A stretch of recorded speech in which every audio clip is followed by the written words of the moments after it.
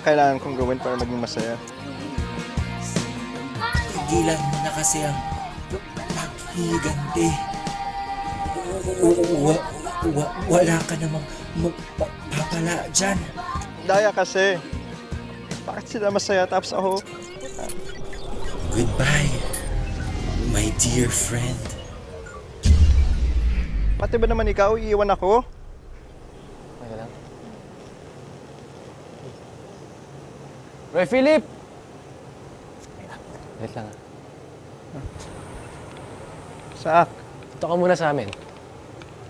Dito ka muna sa amin. Guys, di ba dapat nandito siya?